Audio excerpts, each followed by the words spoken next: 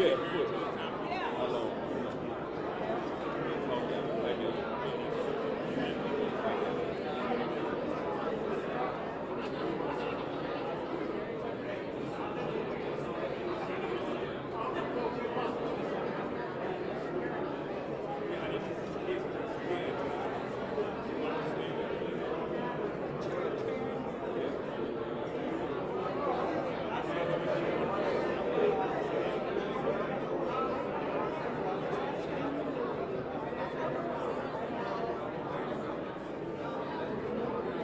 Need a copy of it somehow. I don't have my phone.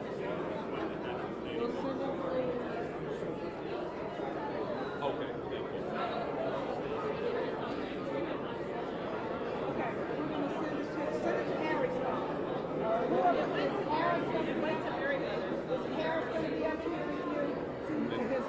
No, he won't be here. No, Wes is going to read the show. So send it to Hampton's phone, and I'll just use his phone. She's going to send you an email from the family. They want to make a statement, but I didn't have my phone, so I just told her to send it to you, but I would have to read it off your phone.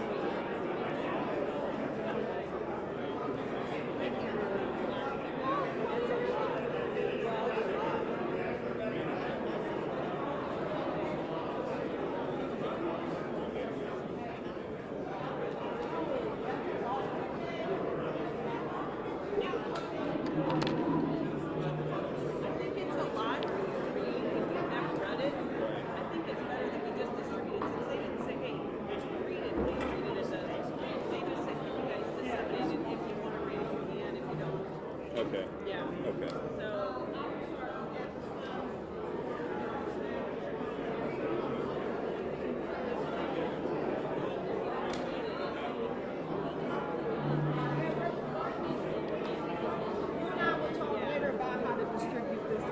We're not gonna worry about that. Yeah, we'll take care of that. We're not gonna worry about that. Okay.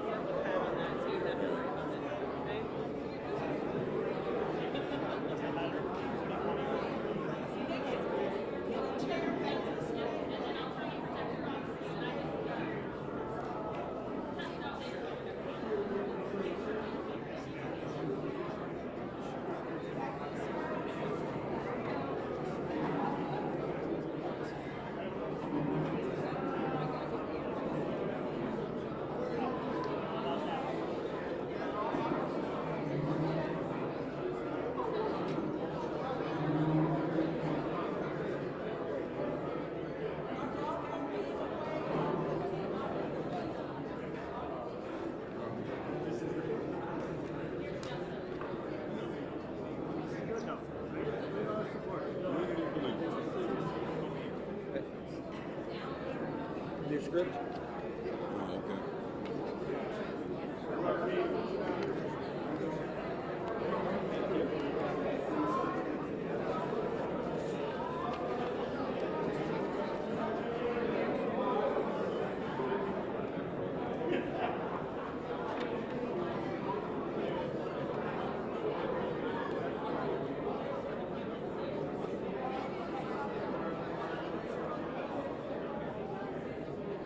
Okay.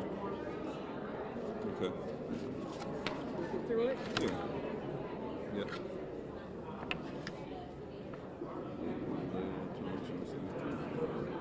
Okay.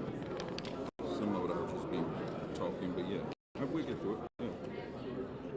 And if I can't load a clip, you can tell me they'll find it. It'll be labeled. Okay. And I'll reiterate that I can open and start with that. Okay, but we can still get the clips though. Okay. The most important.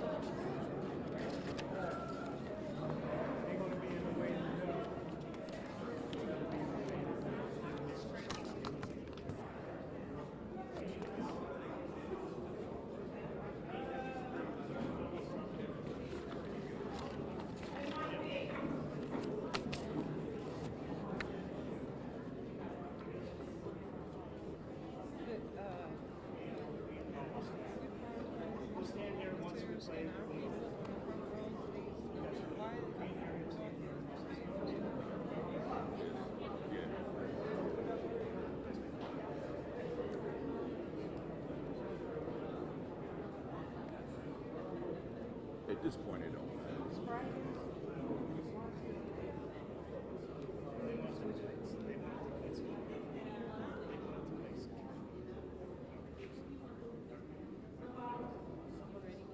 Yeah.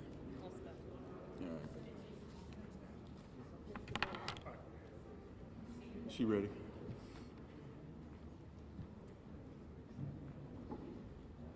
Are we ready, Pat?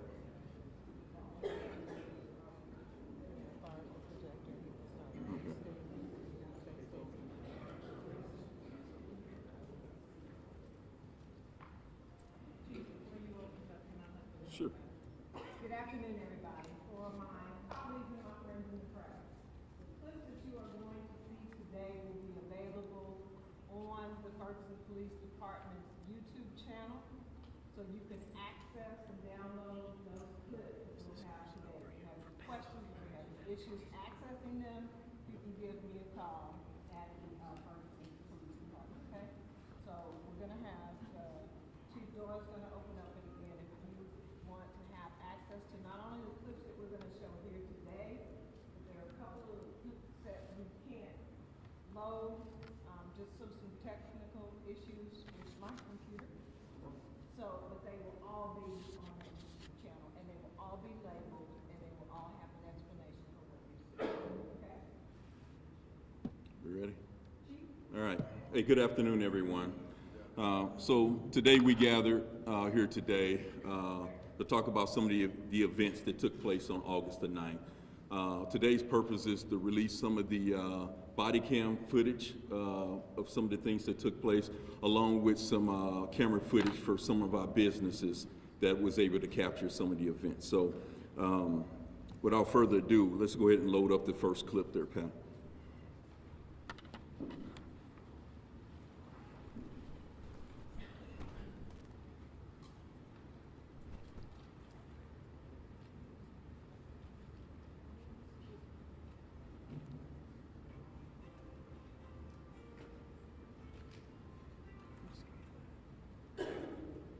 Internet's running a little slow, so it takes about 15-30 seconds to load up.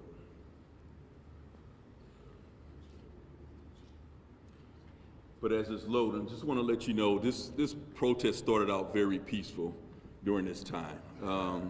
This first clip is going to show you as the night progressed, individuals began approaching the fence and began shaking it.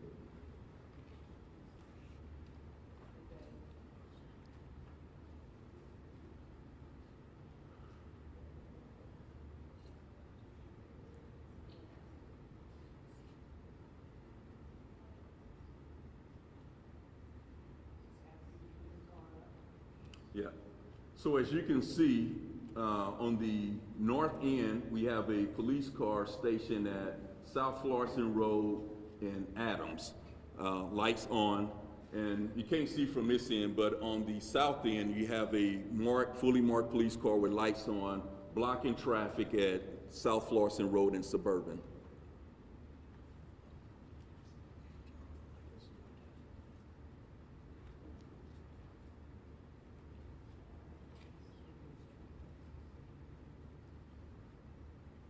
Is this clip 2 or?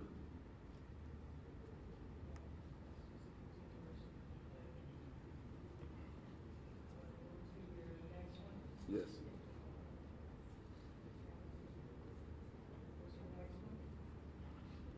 Yeah, so this second clip is actually going to show individuals actually shaking the fence here, trying to destroy the fence.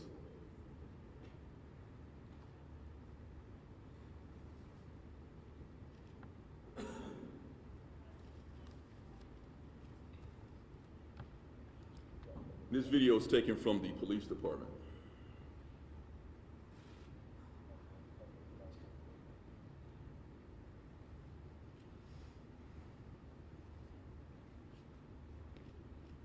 The gentleman at the bottom is Mr. Keith Rose, who's assisting the protesters.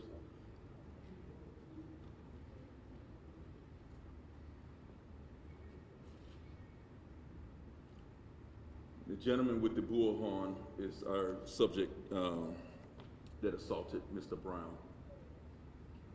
Can we go to the...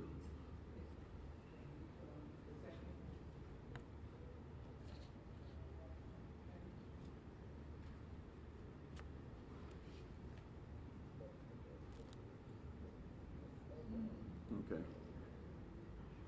As you can see, they don't look peaceful to me. It looks as people were trying to attempt to bridge or break into our police station after we had erected this fence.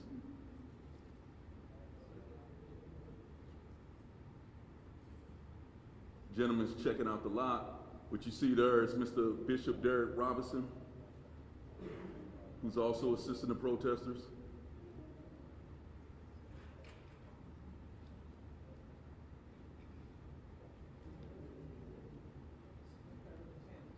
Yep, this is the third attempt.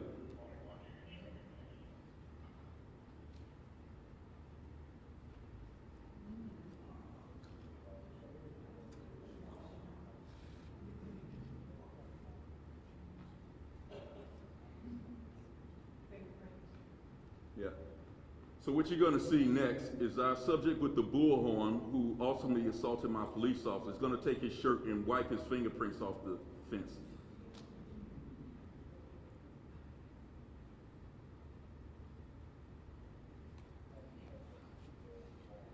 Let's go to the next one.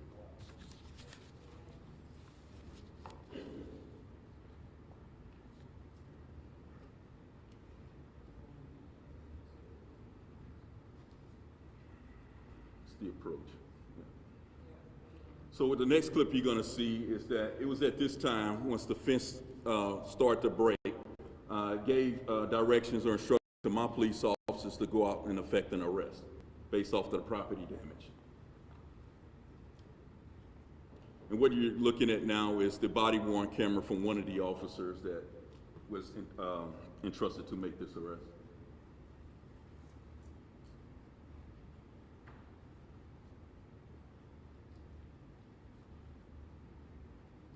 And again, the full videos will be released after this.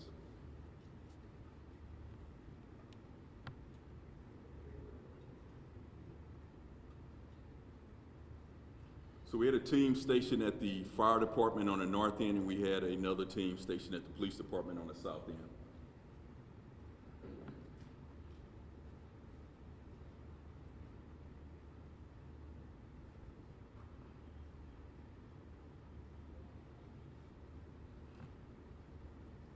So there was also some rhetoric that was out there that says that the police officers ran and charged the crowd. As you can see from the body-worn camera, as my police officers exit this building, they're walking calmly to interact with the individual who they know they want to arrest.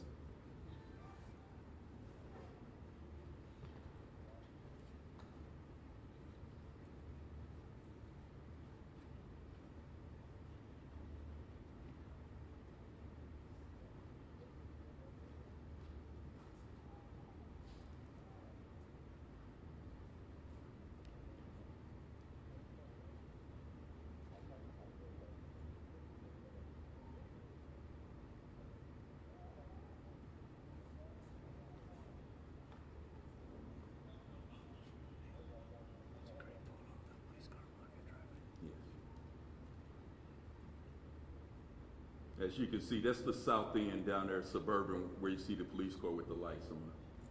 Let me speed it up a little bit, Pat. So again, as you can see, no officers are running or charging a crowd. They're walking towards the individual who they have identified as responsible for damaging the fence.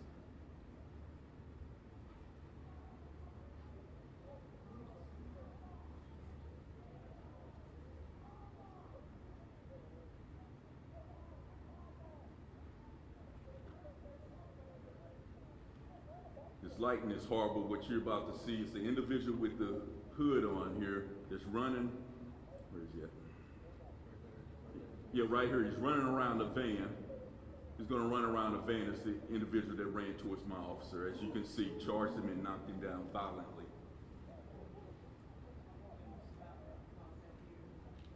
Yes.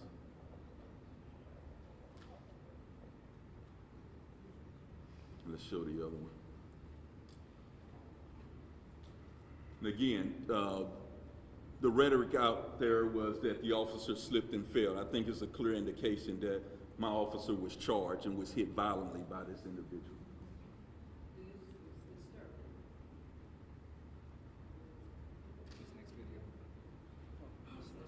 Yeah, so this gives a clear angle of one of the camera footages from the business there to show a clear what actually happened. At the bottom of the screen where you see my officer Travis Brown attempt to stop the subject, in which again he plowed into him as if he was a football player. So the subject is running over here. My officers are coming from that end. Officer Brown is right here, moving over here. He stands right there.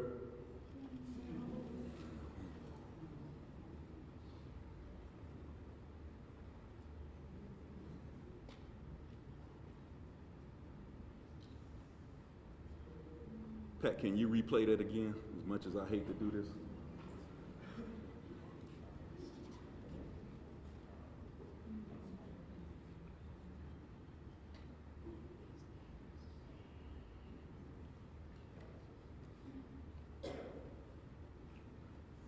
No, back a little bit more.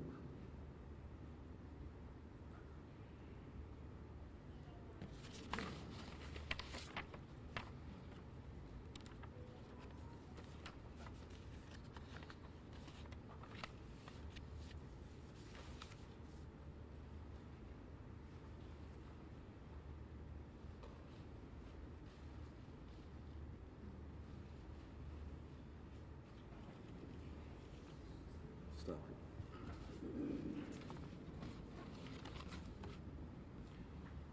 Thank you.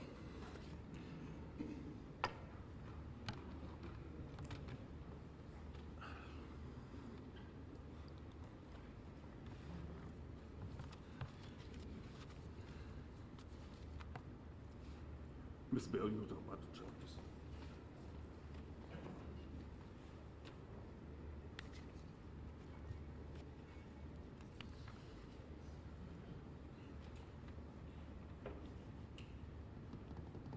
So we've announced new charges relative to the protest over the weekend.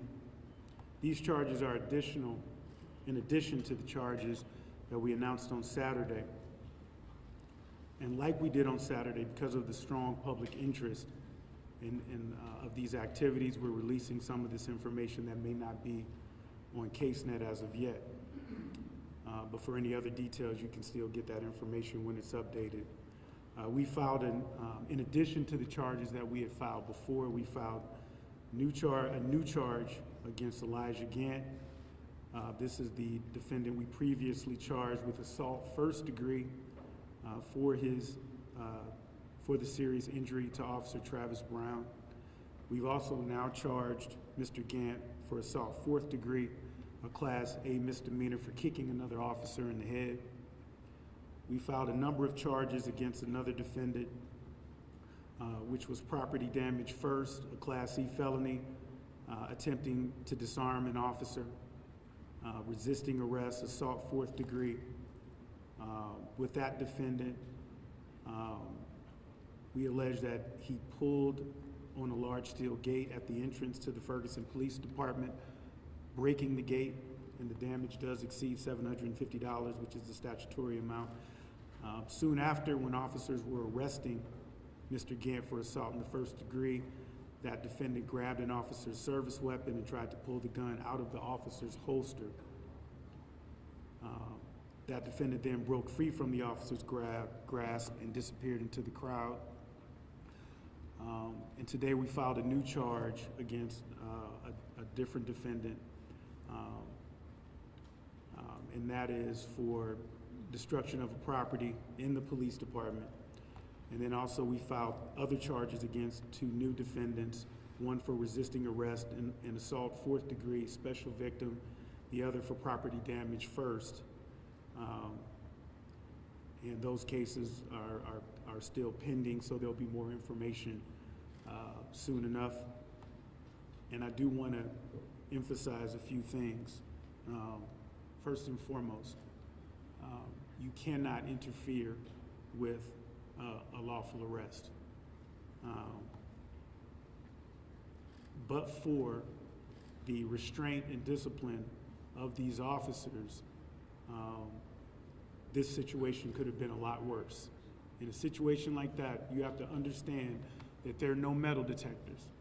Officers don't know who has what, and with a crowd like that, they don't know who has weapons or what their intent is. And when they're trying to effectuate an arrest, it is creating a very dangerous set of circumstances to interfere with that. We recognize that folks have their right to free speech. They have their right to peacefully protest, and I believe this department did a tremendous job of allowing these, what were originally peaceful protests, to take place. And lastly, and I want to be clear in this in no uncertain terms, we've heard what was happening earlier, which led up to some of this stuff. And as a community, as a region, we have to decide what we're doing here. What is the goal? What are the goals? As was mentioned at earlier points in these protests, if the goal is about the case that happened 10 years ago, let me be clear, there is no dispute on whether or not charges can be filed. There is none. The Department of Justice, which is the investigative body with the most resources in the world, not just the region or the state or the country, but the world, investigated that case and concluded that charges couldn't be filed. Every investigative body that has reviewed that case has reached the same conclusion. Our office looked at every piece of evidence, and absent new evidence, or evidence unbeknownst to us, there is no dispute. This is not a intellectual debate. There is no evidence to move forward on any type of prosecution in that case. So if that's the goal with respect to that case, then this movement ends. If the goal is criminal justice reform, if it's community policing, which we see in this department, if the goal is court reforms, which we have seen in this region, if this goal is to expand diversion and treatment programs to make this a more fair and just justice system, then that work has been going on and will continue, because we all know that there's more work to be done. But I just want to be clear in no uncertain terms. Where we are and where we go from here is an uncomfortable and tough conversation that we have to have, because now we have an officer who is fighting for his life, and I have to ask for what? So again, I want to take note of the fact that as a community, we are all here in support of Officer Brown. Not just law enforcement, not just our office. We have clergy here, we have members of the community, and we are all here praying for a full recovery for Officer Brown and supporting his family, and that's what we're doing as a community. And our hearts and our thoughts and our prayers are with him and his family, and will continue to be, and that will continue to be our priority. Thank you. Thank you, Mr. Bill. Before I open it up for questions, a couple little statements here. Those who say that it was just some fencing, it's just fencing at the police department. Please understand that this is taxpayer fencing that's at this police department. Our citizens approved for this fencing to be at our police department.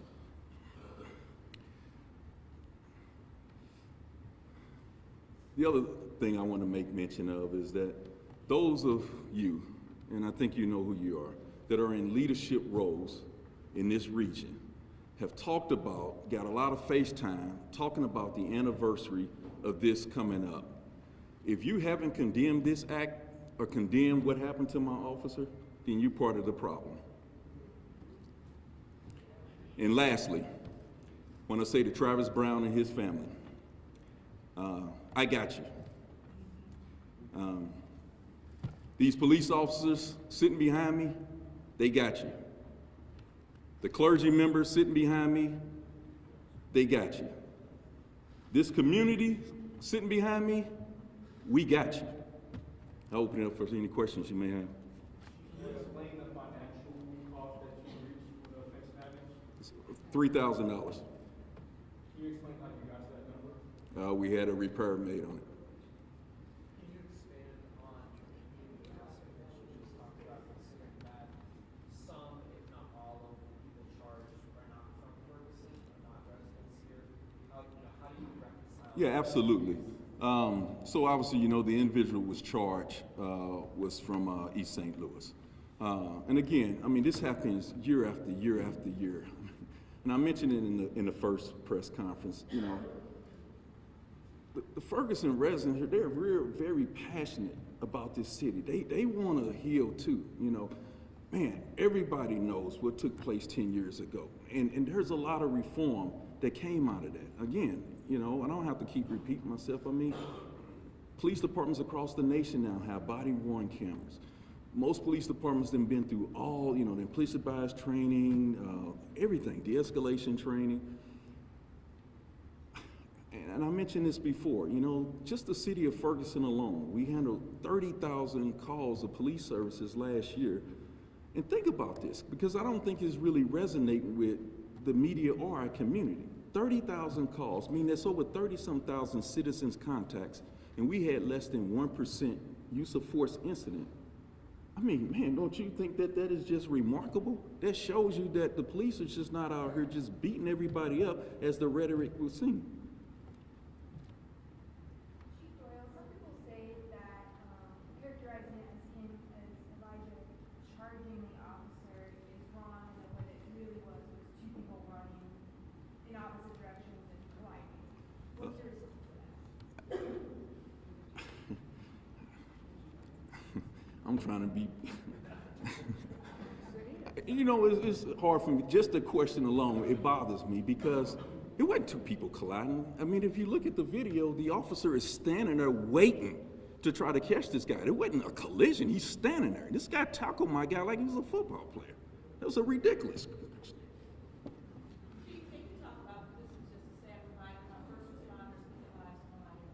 Every day, and these individuals that's all sitting back here, most of the people in these communities that they protect, they don't even know these individuals. They got wives, they got mamas, they got daddies, they got kids. These individuals want to go back to their families too.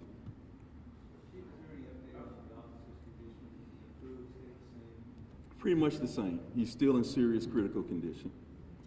Were there any complaints filed on either of the I haven't seen any complaints. This is for Chief Doyle and Wesley Bell. You guys talk about people who are pivotal in this movement. I think Corey Bush, she's been very vocal about this. Would you say she's culpable for what happened over the weekend?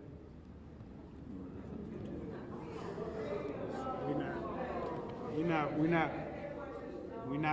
not gonna go there and start pointing fingers. Hold on, y'all, hold on. I can answer the question, man. First and foremost, this is not the time to start pointing fingers and blaming folks. This is the time that we need to start bringing the temperature down and coming together. That's why you see the folks here. People are coming together from all aspects and parts of this community. And so we ask everyone in their circles, whether they be large, small, using their platforms, to start talking about how we move together as a region. That's what we're focused on, and that's what everyone here and around this region is focused on. Michelle West, this is one last question. How many people have been charged now, new today, and do you expect more charges? With any investigation, this is an ongoing investigation, and as we find more evidence or uncover more evidence, if we find actions that rise to the level of criminal conduct, then we will charge them. As we said before, we respect everyone's First Amendment rights. You have a right to peacefully protest, but when you cross the line of harming folks or in damaging property, you're going to be held accountable. And so if we find that there is reason or justification or actions that rise to that level, then that's exactly what we'll do. Chief, we have final remarks. Yeah, sure. Just, I would ask the community and just the general public as a whole for one last plea. I know that, no police department is perfect. I get it. Nobody is. No country is perfect.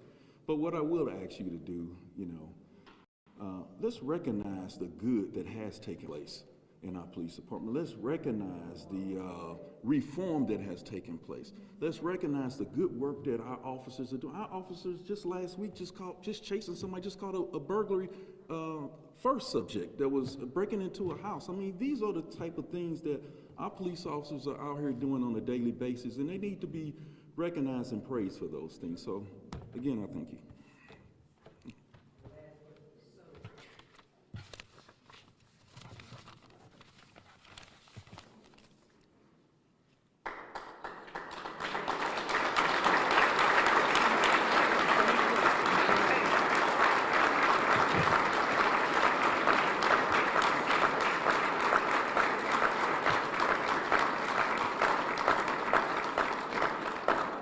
On behalf of the citizens, Ferguson City Council, we stand here today in solidarity with our police department, our police chief. We have mayors from all over the county. It's 88 counties in St. Louis County. They are here in solidarity with us today. Ferguson has made a lot of strides. And this one act is not going to stop us from moving forward.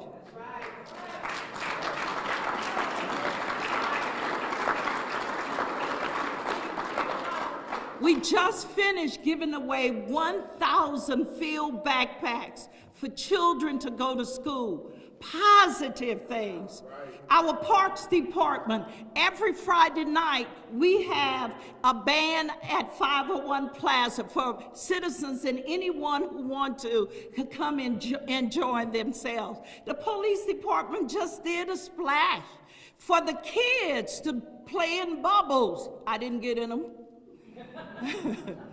But the Ferguson City Council, we are united, and we are going to continue to move this city forward. We are complying with the DOJ. Since Chief Doyle has been here, he has hired the necessary staff to do the work of the DOJ.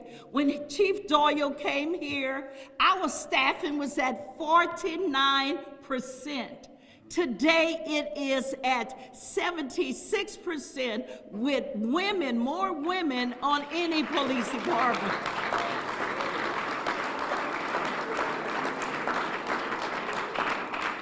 I had an opportunity to go with Chief yesterday to visit the mother and the sister. A mom's heart is broken over foolishness.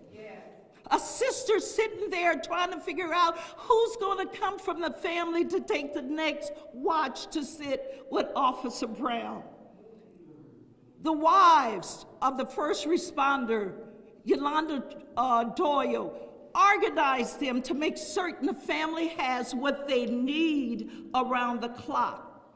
So this one act is not going to stop Ferguson. We are resilient, and we know how to bounce back.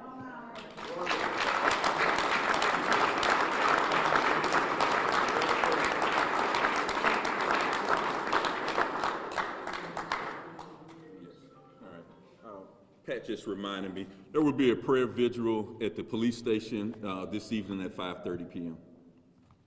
Thank you. Okay, thank you all for coming.